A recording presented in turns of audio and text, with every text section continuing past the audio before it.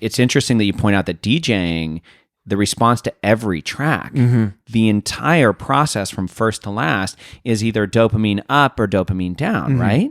How's that on your mental health then? I mean, take narcissism out of the picture. Just the experience of the highs and lows of doing a good job or not. Yeah, there's a lot to unpack with that question. And I think one thing that I think I've been good at doing is I am self-aware of how important those reactions are. And actually, I mean, those likes and those comments and all these things, I'm aware of how important these things are to my career and to make sure I know that my message is resonating well with people and getting out there.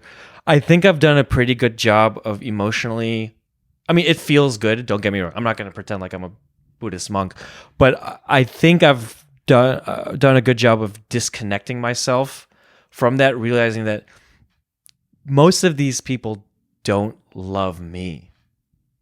I think I have a self-awareness realizing that they love this image that I'm putting out there, or they love my art, or they love my perspective, or they love my showcased vulnerability. But I think the way for me to cope with that has been to realize that that they don't actually love me. So I've disconnected myself from that feedback, but it's actually kind of double-edged. On one hand, it protects me from really getting fully engrossed in it.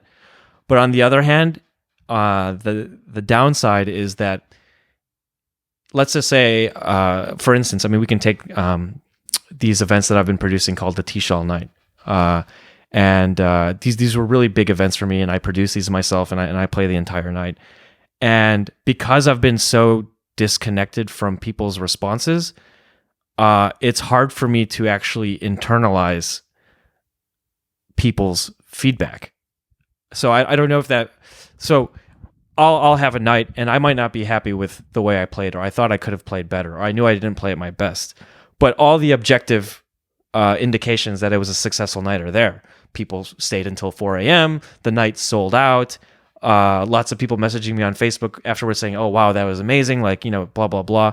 And I think because I've drawn such a boundary to prevent myself from getting attached, and my fear of becoming a narcissist, and appreciating and enjoying all that feedback that I get, it's hurt me on the other side, which is it's just so hard for me to be happy with a gig. It really, there's really very little people can say or do or to try and convince me that I did a good job.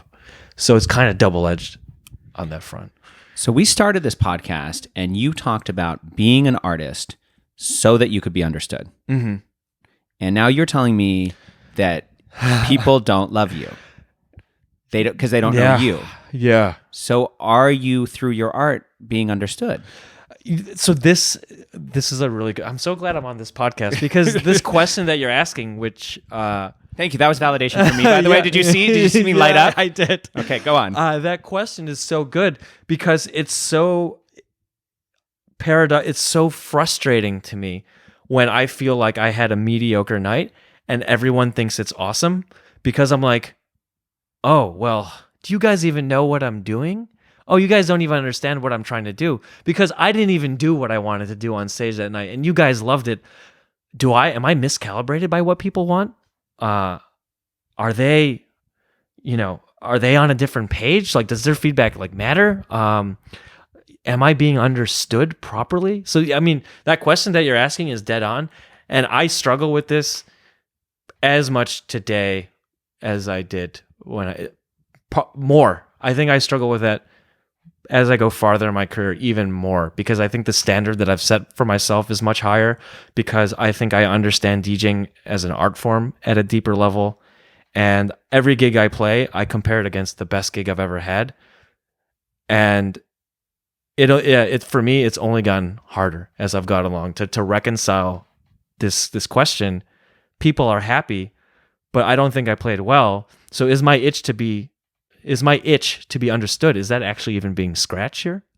So yeah, it's this endless artistic struggle. And you're not even allowed to have that itch, right? Because that's selfish. And you just said you want to be understood, but that's selfish. You don't want to be a narcissist, so you're already at an edge with it. But you're presenting a manicured self. You know that they don't love the you that is you, that basically that's, you know, what you wrote on Facebook, that's your image, and of course that's your beautiful music.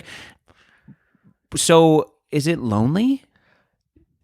Yeah, it is lonely. And I think that's one of the reasons that I wanted to do this podcast, because the conversations we've had in person over the years and listening to your previous episodes, the questions that you ask, it is lonely, and I want to talk about this openly because I want to hear other artists talk about it, and I want to have these conversations with other artists, because I have my therapist and I have my wife, you know, and I have a couple close friends that I talk about this with, but I would like more people to talk about this. Or if no one else is going through this, then that's fine too. But I think other people are probably going through